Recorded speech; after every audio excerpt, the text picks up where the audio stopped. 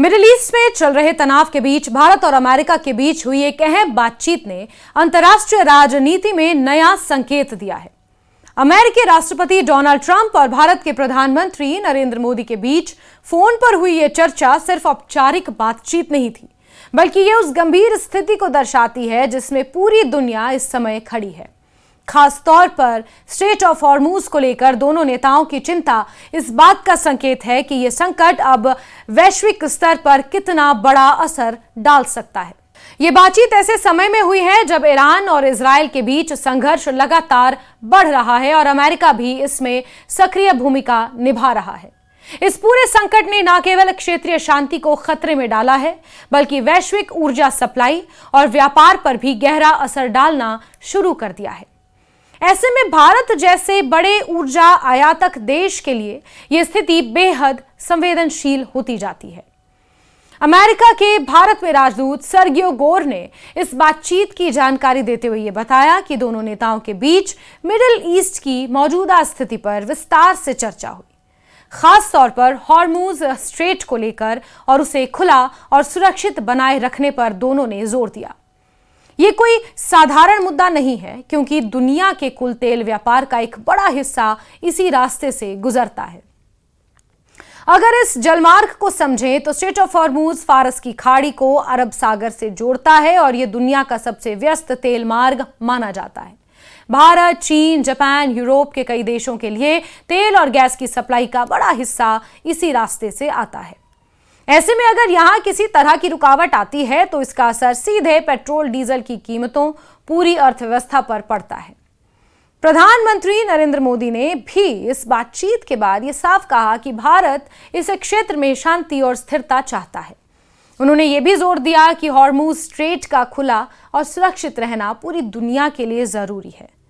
यह बयान भारत की उस नीति को दिखाता है जिसमें वो किसी एक पक्ष के बजाय संतुलन बनाए रखने और शांति की वकालत करता है। इस बातचीत की टाइमिंग भी बेहद अहम है। इससे ठीक एक दिन पहले ही राष्ट्रपति ट्रंप ने यह दावा किया था कि अमेरिका और ईरान के बीच बातचीत हो रही है और इसी वजह से अमेरिका ने ईरान के ऊर्जा ठिकानों पर संभावित हमलों को 5 दिनों के लिए टाल दिया है। यानी एक तरफ युद्ध की स्थिति बनी हुई है तो दूसरी तरफ बातचीत की कोशिशें भी जारी हैं। यह स्थिति अंतर्राष्ट्रीय राजनीति में अक्सर देखने को मिलती है, जहां डायलॉग और प्रेशर दोनों साथ साथ चलते हैं। ट्रंप की रणनीति भी कुछ इसी तरह दिखाई देती है। वो एक ओर सैन्य कार्रवाई की तैयारी रखते हैं तो दूसरी ओर बातचीत के जरिए समाधान निकालने की कोशिश करते हैं। ट्रंप ने यह भी दावा किया था कि अमेरिका ईरान के एक अज्ञात लेकिन प्रभावशाली नेता के साथ संपर्क में है। हालांकि ईरान की तरफ से कोई सच प्रतिक्रिया सामने नहीं आई है। ईरान के इजरायल पर हमले लगातार जारी हैं। लेकिन इस बीच जो ट्रंप के दावे हैं वो ये हैं कि वो एक ईरानी नेता के साथ संपर्क में है, बातचीत में है और उस नेता को समझदार और सम्मानित भी डोनाल्ड ट्रंप ने बताया। लेकिन ये साफ किया कि वो ईरान के सुप्रीम लीडर नहीं हैं, यानी कि मुज्तबा खamenei नहीं है। इस बयान के बाद कई तरह की अटकलें अब शुरू हो गई हैं। कुछ रिपोर्ट्स में यह दावा किया गया कि ये नेता मोहम्मद बैघर गालिबाफ हो सकते हैं, जो ईरान की संसद के अध्यक्ष हैं और देश की राजनीति में एक मजबूत चेहरा माने जाते हैं।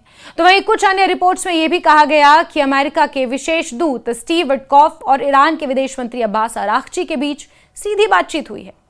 हालांकि इन दावों पर आधिकारिक पुष्टि नहीं हुई है और ईरान की ओर से इन खबरों को खारिज भी किया जा चुका है। ईरानी मीडिया ने यह स्पष्ट किया था कि ईरान किसी भी तरह की कोई बातचीत नहीं कर रहा है, ना ही सामने से और ना ही पर्दे के पीछे से। ईरानी मीडिया ने यह दावा किया कि हमलावरों को सबक ईरानी सिखाना चाहते हैं और किसी भी तरह की कोई बातचीत नहीं चल रही है। लेकिन ट्रंप के अपने दावे हैं। मोहम्मद बाघेर गालिबाफ ने खुद सोशल मीडिया पर कहा कि अमेरिका से कोई बातचीत नहीं चल रही है और इस तरह की खबरें केवल बाजारों को प्रभावित करने के लिए फैलाई जा रही हैं।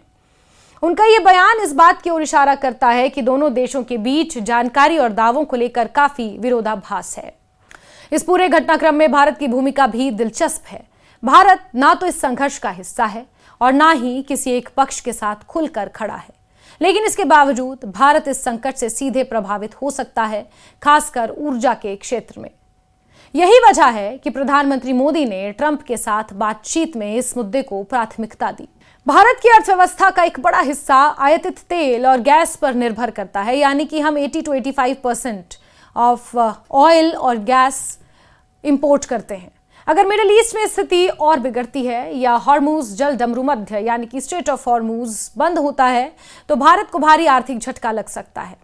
पेट्रोल डीजल की कीमतें बढ़ सकती हैं, महंगाई बढ़ सकती है, विकास की रफ्तार पर असर पड़ सकता है। इसलिए भारत लगातार ये कोशिश कर रहा है कि क्षेत्र में शांति बनी रहे और सप्लाई चेन बाधित ना हो। प्रधानमंत्री मोदी का यह कहना है कि भारत तनाव कम करने और शांति बहाली का समर्थन करता है और इसी दिशा में एक कूटनीतिक संदेश है। दूसरी ओर अमेरिका के लिए यह संकट रणनीतिक और राजनीतिक दोनों तरह से अहम है। ट्रंप एक तरफ ईरान पर दबाव बनाना चाहते हैं तो दूसरी तरफ ये भी दिखाना चाहते हैं कि वो एक समझौता कराने में सक्षम हैं। ऐसे में भारत जैसे बड़े देशों के साथ संवाद बनाए रखना उनके लिए महत्वपूर्ण है, क्योंकि बीते दिनों आपने देखा होगा कि बहुत सारे देशों ने ये भारत से आह्वान किया था कि इस युद्ध को रोकने में भारत एक अहम भूमिका अदा कर सकता है। वहीं इस बातचीत का एक और महत्वपूर्ण पहलू ये है कि दोनों नेताओं ने भविष्य में भी संपर्क बनाए रखने पर सहमति जताई है। इसका मतलब यह है कि सिर्फ एक बार की बातचीत नहीं थी, बल्कि आगे भी इस मुद्दे पर लगातार संवाद चलता रहेगा। अगर इस पूरे घटनाक्रम को एक बड़े नजरिए से देखें तो यह साफ होता है कि मिडिल ईस्ट का यह संकट अब केवल क्षेत्रीय मुद्दा नहीं रह गया। इसमें अमेरिका, भारत, खाड़ी देश और अन्य वैश्विक शक्तियां भी सीधे या परोक्ष रूप से जुड़ी हुई हैं। हॉर्मूज स्ट्रेट इस पूरे संकट का सबसे सेंसिटिव पॉइंट है। अगर ये खुला रहता है तो दुनिया को राहत मिल सकती है, लेकिन अगर यहां कोई बड़ी रुकावट आती है तो इसका असर पूरी दुनिया पर पड़ेगा। अंत में ट्रंप और मोदी के बीच हुई ये बातचीत इस बात का संकेत है कि दुनिया के बड़े देश इस संकट को गंभीरता से ले रहे हैं और इसे नियंत्रित करने की कोशिश की जा रही है। लेकिन स्थिति अभी भी अनिश्चित है और आने वाले दिनों में यह तय होगा कि यह तनाव कम होता है या और बढ़ता है। इस समय सबसे जरूरी बात यही है कि बातचीत जारी रहे और सभी पक्ष संयम बरतें, क्योंकि किसी भी बड़ी गलती का असर केवल मिडिल ईस्ट तक सीमित नहीं रहेगा, बल्कि पूरी दुनिया को इसकी कीमत चुकानी पड़ सकती है।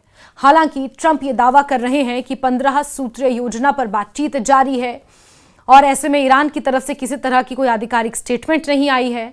दूसरी तरफ तस्वीर ये है कि ईरान लगातार इजराइल पर हमले कर रहा है।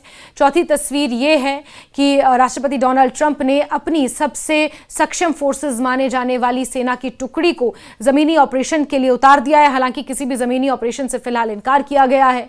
इस बीच स्ट्रेट ऑफ हॉर्मूज, जो कि सबसे संवेदनशील क्षेत्र इस वक्त है, वहां उसे खुला रखना, उसकी सुरक्षा प्राथमिकता है और इसी प्राथमिकता पर प्रधानमंत्री नरेंद्र मोदी और राष्ट्रपति डोनाल्ड ट्रंप की बातचीत हुई है।